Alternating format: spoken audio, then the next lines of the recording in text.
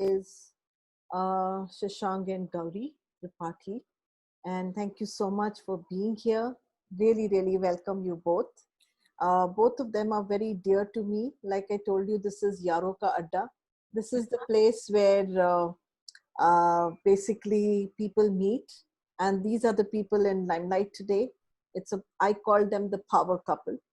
They both sat down and said, well, we are east and south and east and west and south and north. And I said, you know what?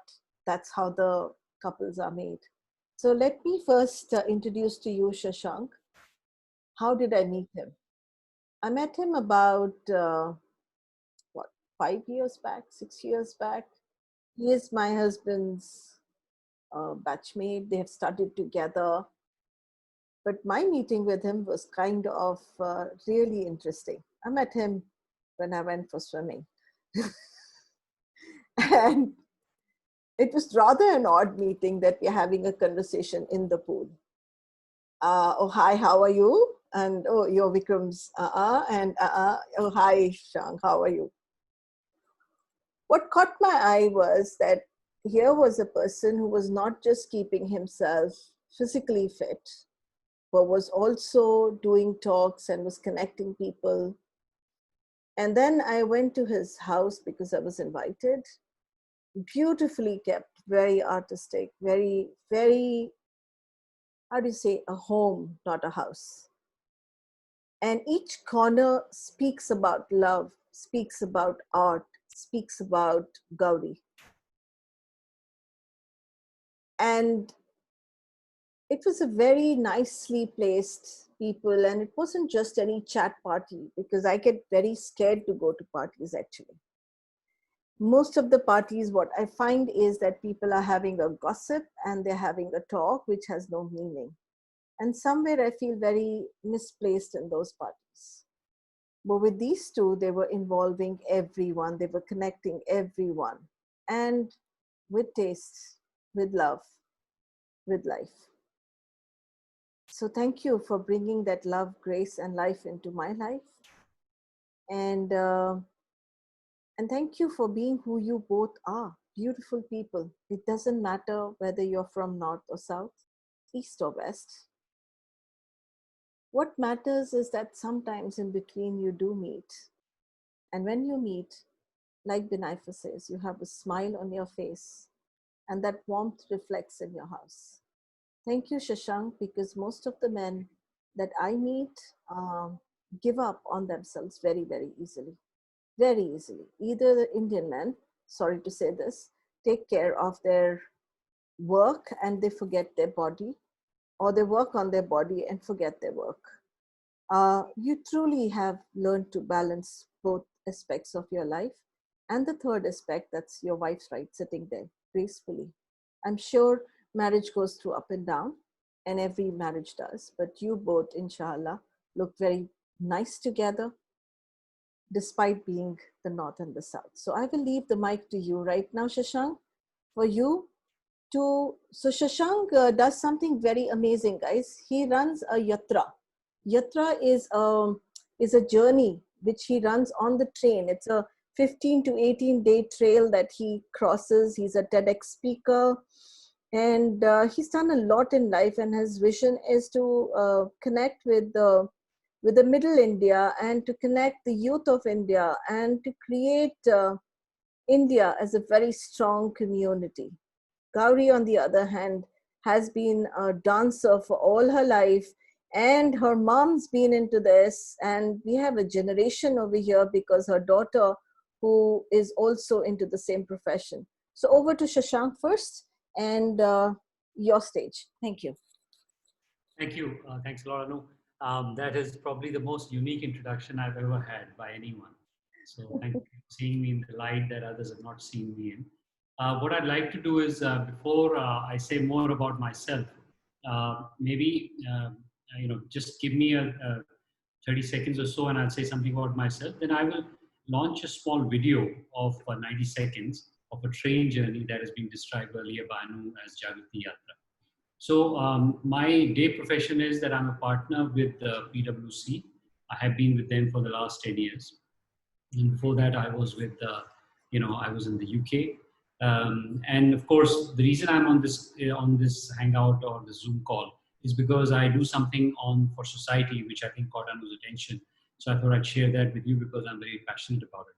So let me do this. I will ask somebody to play that 90-second video, and then I'll talk about the journey ever since then. Wonderful. Yeah, here we go.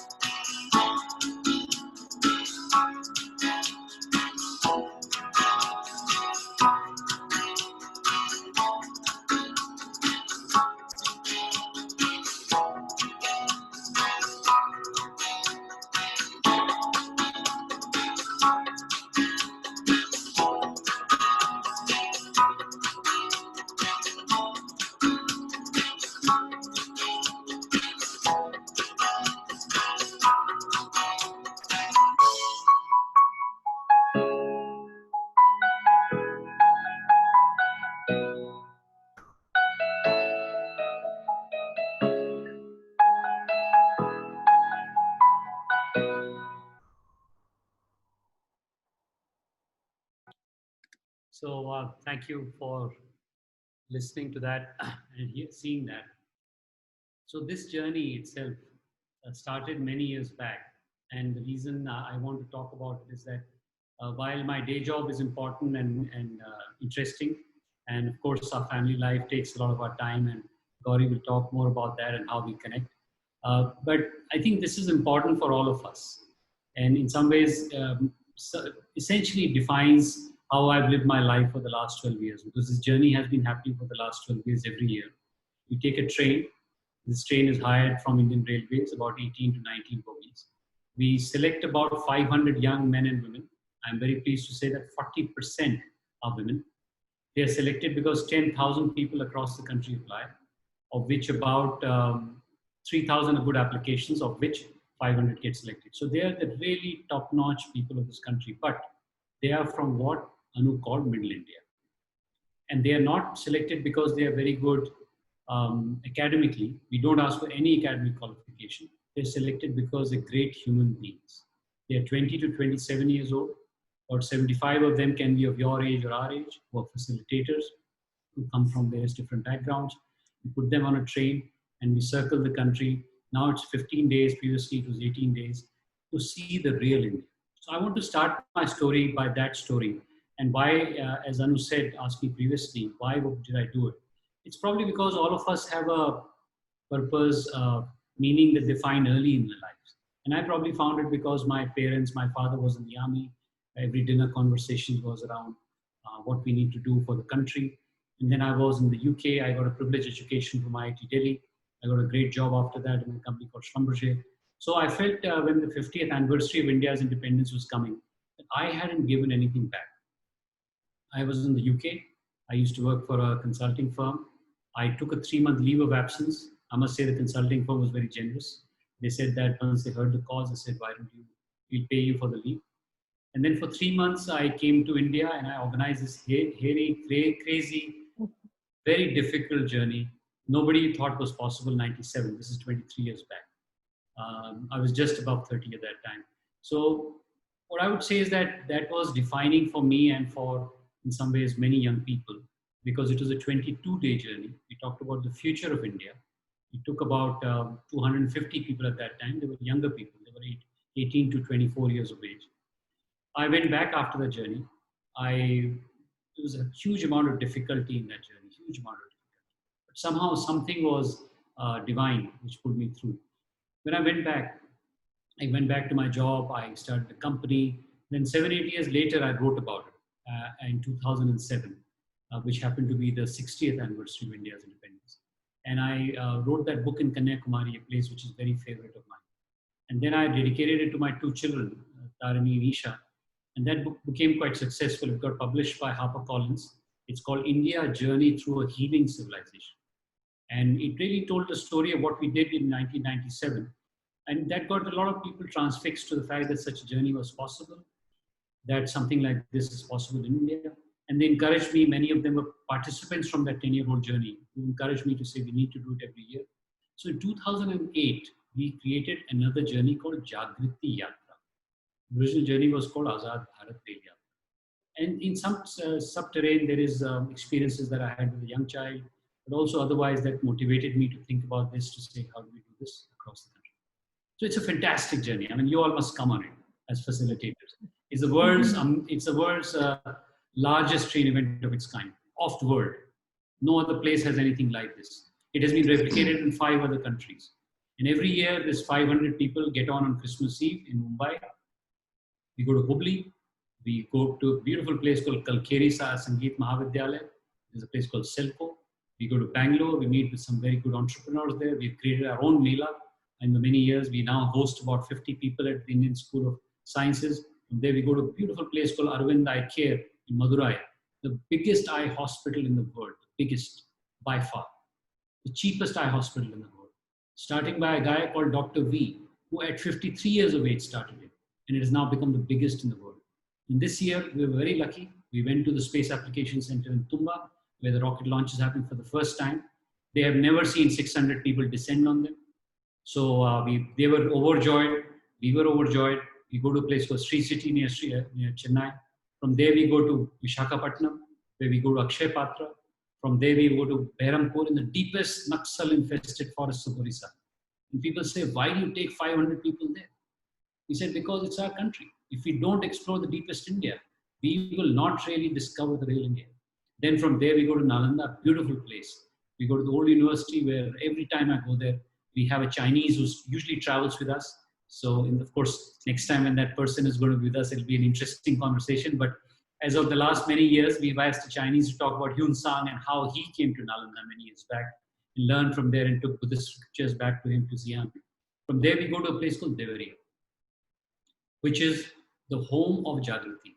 It has a beautiful 300-year-old banyan tree standing in the middle of a field, and all these 500 people, of which about 200 are women.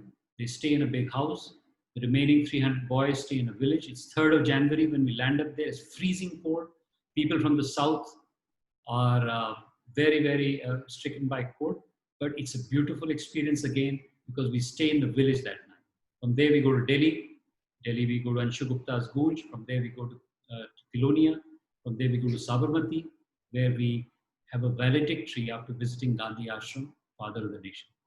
Now, the reason I tell you the story is because the really story is not about the train journey. The story is about an India which we often ignore. That middle India, thanks to coronavirus, is in everyone's mind.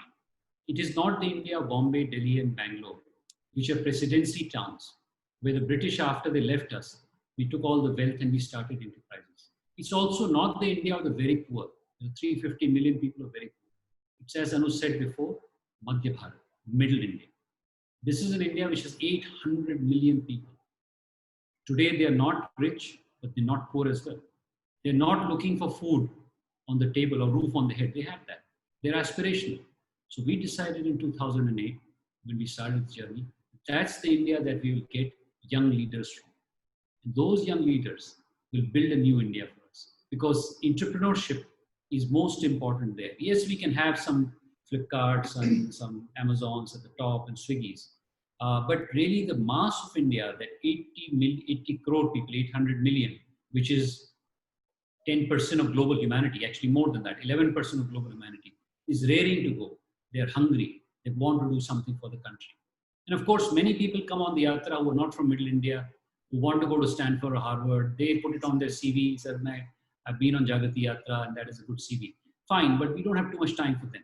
What we have time for is the guy who's been fighting Naxal in Orissa, who comes on a train journey, who goes back and fights Naxals.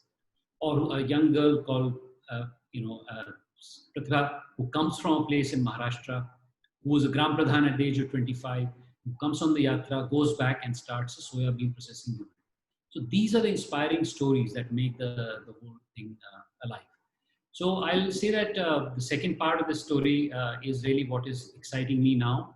For the last 5-6 years, we have now been working in Devariya to create a regional district level entrepreneurship system, which is a big success now. We have been incubating many companies there. These are not companies which will be tomorrow's Flipkarts, but potentially some will be, because a lot of India resides there. So you can only solve and make money at the top if you are tackling the problem of 200 million people. If you really want to create the next industry, the next Sam Boltons of India, जो असली भारत है उसमें जाना पड़ेगा. So Devariya में we are doing a lot of work. We are creating a beautiful world-class center, and I mean world-class. Yatra is the world's largest train journey. It's not India, it's the world's largest train journey. And that's why it has been successful. This is going to be the world's most important tier 3 district center, because if you look at the districts, tier 2, tier 3 districts is where most of India lives. There are only 240 districts like that, where the migration population today is going.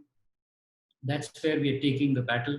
We'll create a beautiful institution there. We're raising almost close to 100 crore rupees for that. And we will create a center with the whole world will telescope into this. I don't have enough time to go into that center, but I'm very keen if any one of you would be interested in taking part in the Jatra, which of course is a well-honed machine now, I would say. Although nothing in India is well-honed, you have to do it every year and you have to do it afresh. But I think the center in Devariya is an amazing center. The banyan tree is a spiritual. All of you, I can see spirituality. It's a national tree. It's a symbol of enterprise in the real India. It is a symbol of the power of the ordinary Indian, which, by the way, Gandhi also discovered on a train journey. So it's that India that we are building this institution for.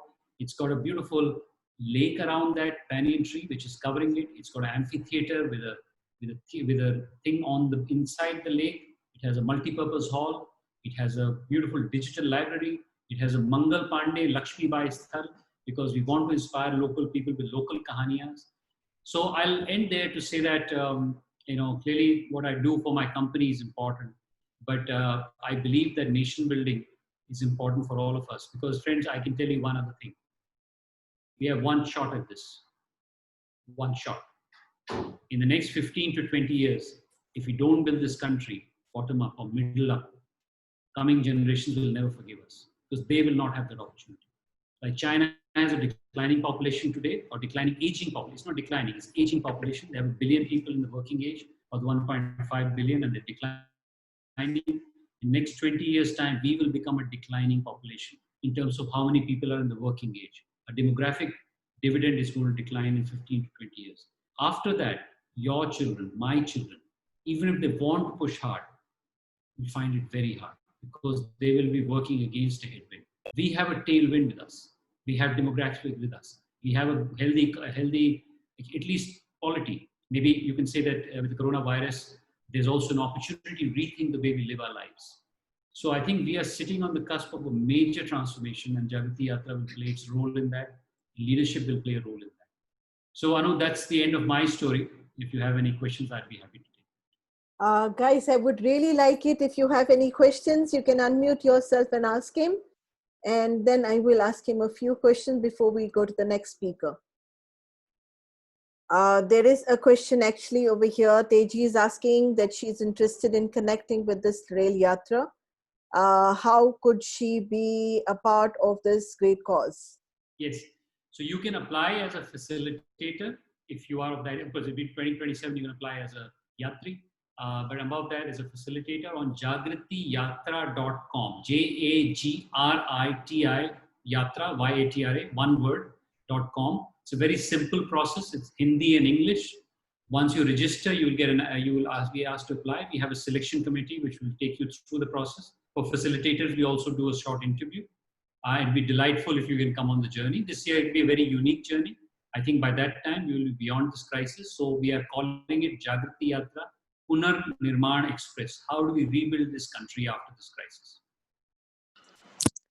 Thank you, Shashank. And this would be typically in the fourth quarter of the year? It starts on 24th of December and it goes till the 8th of January. So it's been going like that for the last 12 years. Usually around that time, people like me who are working professionals also have time because it's also vacation, Christmas, New Year time. So it's easier. And also the weather is quite nice. So the general bogies are more non-AC. Although people like, actually you will also have to travel as a facilitate non-AC. But it's a very nice weather at that time. South is beautiful, north gets a bit chilly, but we have arrangements on the train. Great. Sorry, Shashank, I had a bad connection. Not sure if you covered this. What inspired you to work on this journey? It's really a very good cause for the nation, very inspiring. See, a number of inspirations, and maybe the starting inspiration is that I believe that nation building has been confined to some X, Y, Z. Bureaucrat karega, politician karega, hum to sirf dhanda karega. I think we need to really bring nation building into the middle of the drawing room. You know, when I go to South Mumbai cocktail parties, I find that when I talk about the yatra, many people run towards me, many people run away from me. Ye kya baat kar raha hai? What is he talking about? Nation building? Who is talking about nation building? I really have this intent that by the time we are done in the next 20 years, it'll take 20 years, every person in this country will say, we have a duty of care to build this country. You don't have to do a Jagrati Yatra. You run your company better. You give back to society in some way. You run your society better. You take a district like I have done in Liveria and do it better. You don't have to do something which is a very big thing. But I think we have to say that we've got one shot at this. One shot. In the next 15, 20 years, if we don't do this right, and frankly, dosto, I don't see that urgency right now. Everyone is having a walk in the park, as if the future is ours. We need to have that urgency when you come on the train journey. And the second piece I'll say very briefly, and then I'll hand it back to, is that I coined a phrase some 3-4 years back at a valedictory speech I made. It said, protest is important, but building is far more. And a lot of young people today are inspired by the notion of protest. I'm going to light a candle, or I'm going to Facebook and protest. We don't have any time for those people. We have time for the guy or the girl who says, I'm bothered about this problem. Let's say I'm bothered about healthcare in my district. Then that person devotes 2-3 years to solving that problem. And that gives life much more meaning. Protest is important, but if you really want to give lifelong meaning to this country, you have to start moving towards building. And that's tough because the gossipy or cocktail party, everyone goes to, right? And everyone gossips and everyone does that. But if you start talking about positivity, then people glaze away. How do we bring that sentiment that building is going to be very important for a young country like us? Because for the last 70 years, friends, we haven't done building, we have done administration. It's a longer conversation, but that's the way I see it. Wonderful. Anybody else with questions? Okay, I'm going to ask you a very interesting question. You were talking about building and not protesting. How do you do that at home front? Building and not protesting at times? Because nowadays in Corona time, what I hear is people are protesting being with each other and they're really not building as much as they should. So because we can only have stronger India if we have a stronger home. So how can we build over here at home front? So I think building starts with curiosity, and curiosity starts with exploration. Right? And even at home, you can explore a lot. You can read a lot. You can interact a lot with various people across the country. We can join forums like mine. I mean, we are not the only one. So I think the act of building starts when you see that there is something you can contribute to and there is a problem. Most of us are confined in fancy building societies in urban areas. When this migration issue comes up, we act as surprise as if we didn't know. We knew about it, but we chose to ignore it because we have never explored. So what I would invite you to do is to explore. Don't just on the Jagrati Yatra, which is a massive exploration exercise. It's beautiful because you explore with 500 others, right? So that's the beautiful part. You're not traveling alone. But you can explore otherwise. Go to a place close by. Go to your place, native place. Find a place which is there. Once you start exploring and you start finding what the real issues of this country are, then your mentality will shift. Right now, we are in this very cocoon place where there's a lot of friction because we are chasing after small things in the same way. So there is natural inability to look beyond protest. Second thing is that I think we need to change the narrative, especially for young people, because it's easy to protest. It's easy to protest, but we have to build a narrative that the flywheel of building is difficult to think. But I've seen lives change because the minute the flywheel starts moving, it actually gives them lifelong meaning. And then meaning becomes purpose, and then it leads to other things like money. And I can talk a lot about this, but that's my short answer. Okay. When we were talking today afternoon, you were talking about your dad being in army. How his being in that profession and those talks that happened around your dining table, how did that influence you? And what about those talks influenced you? I think two or three things. Because my father was in the army, and my family is a family which has always talked about doing something for the country. There was always that feeling that conversations were about, of course, making money, of course, doing things, but doing also something for society. And I don't know where there was any specific incident that influenced me, but it built up. My father fought in the 71 war. His regiment was the first to reach Dhaka, to liberate it. There were stories of what he used to tell us about various things. That's why my mother also played a very important role, because she also comes from a family which was always in the public eye. And they always took us back to our village, the same village that I'm building the center, to the same banyan tree. I used to read books under the banyan tree. It's got a canopy of 40 meters, half the size of a football team. So it was a beautiful banyan tree. My village is named after it. So I think two things they gave us. They gave a sense of context, which is that you belong to a larger narrative.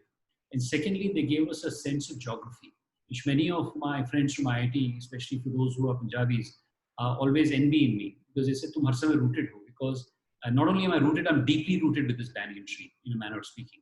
So I think those two things that they gave us. Then I went out, I traveled the world, I lived in 8 different countries. I was in Yemen, I was in Scotland, I was in England, I went to Nigeria 2 years with Gauri and me. So I think whenever I was there, I knew that while I'm roaming the world, I have a sense of rootedness, which I think they blessed me with. Right. So which means your generations have been very, very rooted to give you that rooting. I think our generation is rooted, but every generation can find that rootedness. A lot of yatris that they've come on the yatra, they find that rootedness. And there is a very famous theory of change, of leadership, which says that transformational leaders are formed when they belong to a place, then they get out of their context and they come back. So Rosa Parks, who started the Black Rights Movement, she was in Alabama. She went to Maine. She could have stayed in Maine. She was comfortable. There was no Black Rights issue. She came back to Alabama, started the Black Rights Movement in terms of busing rights. Gandhi went out. He could have stayed wherever he wanted. He came back and he traveled and he discovered and then he contributed. So our view is that you can fly away, but unless you come back to your nest and do something for that flock, it is not a useful life. That sense we are engendering amongst our people. Wow. Somebody saying, Darpana is saying that you're very soft. Darpana, just check your audio because he's very clear on this end. Could you just make your audio a little bit louder maybe? Okay. Shank, there was another thing that I asked you that, everyone goes through, I don't know everyone, but most of the people that I know have gone through certain rejections in life, certain difficulties in life. And what kept you going, and I'm sure you went through, if you have life, this rejections are part of it. How did you cope up with your rejections and why didn't you give up? Like it would have been so easy to just give up and say, I don't want to do anything more. मैं यहाँ पे ठीक हूँ, मैं तो यहाँ घूम रहा हूँ. Why should I, because we wait for someone to become the Messiah. We don't become the Messiah ourselves. What made you go on your journey? I think there is a sense of purpose beyond yourself. You need to find that. Because if you are yourself, then after a certain point, you give up because iska mera hi fayda, right? Then you don't give up if you find a broader purpose. So whenever I thought about the yatra, I always thought about broader purpose. That did two things. That also attracted a very good team to it. And by the way, I was saying earlier that never dream a small dream. It's easy to do it. It usually falls down. The biggest dream, the bigger your dream is, it's very difficult to do it, to start. The yatra, a lot of people say, why don't you do a Maharashtra yatra? Why don't you do a UP yatra or a Gujarat yatra? Why are you doing this 8,000 kilometers, world largest train journey, 500 are participants, 300 are other helpers, 800 people. So I said, no, if we do something, we'll do it world class, otherwise we won't. That attracted the right talent. So two things. One is have a big broader dream which is beyond yourself. Making money is fine. Making money is a consequence of doing something right. Most of the guys who made money have started doing something which is of value to society. They made money. So if that value and the proposition you're putting out there is big, then you attract the right people. And that's the second piece. That giving up, I have had many times in this Jagrati Yatra itself. And I'll tell you one incident. We started in 2008, again the Yatra. 26th November 2008, I came back from my office and I saw Mumbai totally up in flames. A railway station had been stricken by Qasam. Taj had been attacked. This was just about 25 days before the second journey. The first journey was there. We said that if these guys can be as foolish and dastardly to do this to this country, we will not stop. We will do what we have to. It was a very big moment because the train station had been straight. Our train journey thi. All these young people were coming from all over the country. There were, 40% women participation all the time. And we didn't give up. Tata's was a sponsoring partner. They didn't give up. Their hotel had been attacked. So what I would say is that sometimes the same adversity that hits you strengthens your resolve. And that is one of the best yatras because everyone came with the intent that we will show these guys that we will not be powered by that. Similarly, I think there have been 4 or 5 cases, 3 or 4 cases where, there was absolute cul-de-sac. Everything in my life was saying that, no, this is it, no further. And then, and I said this to Gauri at one of those cases, okay, this door has opened, but I'm sure another or 2 other doors will open. And lo and behold, 3 months or 4 months or in some cases 2, 3 years later, I said that was the best thing that could have happened. So my thing is 3 things. Dream big, attract the right team because they'll get your para up and down and you will keep them in sync. When you're down, they're up. The team is important. And thirdly, when there is a roadblock, don't say that. Your voice is cut off. There is no other door. Turn around, you find another door. Your voice is cutting off. Your voice is failing. Okay, can you hear me now? Yes. Okay, one second. Can you hear me now? Better? Yeah. Yeah, I'll we just get our software engineers, which are our children, to solve this. Okay. That's fine. You can continue. Maybe we can hear you. It happens. Yeah. Is it better? Is it better now? Yes. Yes. Yeah. So, so even in the adversities, you continued with your mission. And even when we were speaking today, you were saying that we will definitely continue despite the coronavirus. In fact, I think we will do it better. We will do it better because the nation is at a peaked state of, resolution. We are going to call it Jagrati Yatra Punar Nirman Express. We will do it better, faster, everything else. I think this is a reset. We believe that 75th anniversary of India's independence is coming. This is the time for the next 2 years to revive ourselves, unlock those cobwebs which were holding the country back, which were not visible because the water was up there. Now the water has receded, so the rocks are out. Now is the time to understand where the issues are in the country and go forward with renewed resolve. So thank you for asking that question. Last question that I would like to ask you. What's the contribution of your wife in this whole story? So, as I said, that when you asked us to do this program, we said, hum log kaise saath karenge? And then, because we have, as Gauri will tell you later on, we have 2 parallel paths. But I think the big contribution Gauri does always is that she has a huge cultural value to anything that I do. As you said, our house. I mean, I did buy the house, but she did everything else after that. I had nothing to do with it more than that. Similarly, on the Yatra, what we discovered is that, IITians like us think about in rational terms. Right?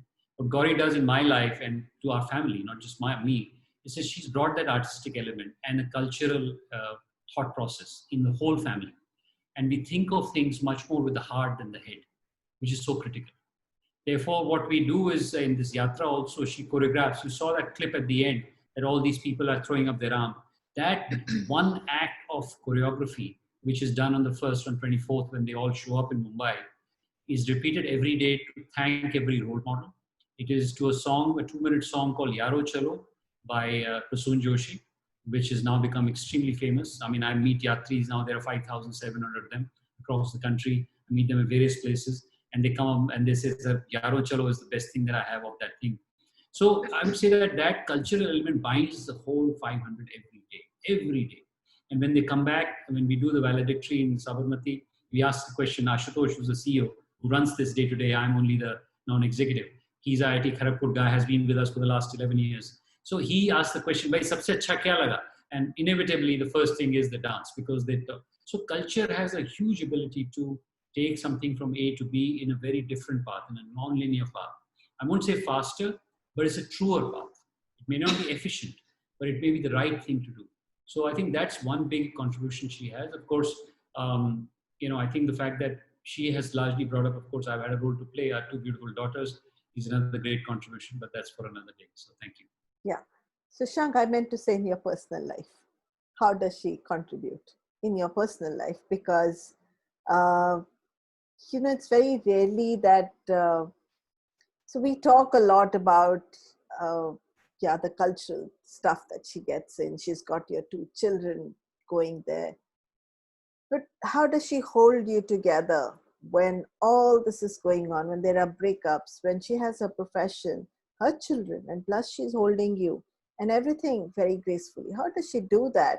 And how do you feel in your personal life? Where is her contribution in your personal life other than the children? Children are part of the process. Okay, that's a fair point. I think that 3 or 4 things. One is Gauri has got the energy of a demon. So she can sleep at 12 or 1 in the night, and she'll get up at 6 religiously. And that keeps the house just, or me, organized, because I'm disorganized in that sense, right? I think she's very different to me. That adds to me, because she is not a person who reads many books. I have written 2 books. I've recently taken a sabbatical and written another book, which is on the diamond shape that I was talking about. And that also adds to my common sense, because sometimes I become non-common sensical. I think she is also somebody who is wanting to do things in the right way, in the sense that methodical. And I think that's something that she's inherited from her father. I don't have that. I'm much more on the mauke pe, karna hai, karna nahi, karna. And I think that has really organized my life. And I think spiritually she's contributed. And I'll say that, she'll also say that on an intellectual level, sometimes we're very different, because I'm cerebral, I think in logical terms. She's natural. You'll see her just now. She emotes differently. She talks differently. But that is exactly why we have been so successful as a couple, because I think there is so much of poles apart, if I may call it, but that's one reason that you get attracted. Because we are the North and the South Pole, but that's why we make a good magnet together. Absolutely. And that's for everybody. You don't have to be similar. It's okay to be different. It's okay to be North and South. And yet we contribute to each other. And that's why there's a long partnership of how many years? 27. 29. Oh, 29. Great. There I caught you. It's okay. So thank you so much, Shashank. And if people have any question at the end, they can put it up in the chat box, and maybe at the end they can ask you. So let's move now to our next speaker.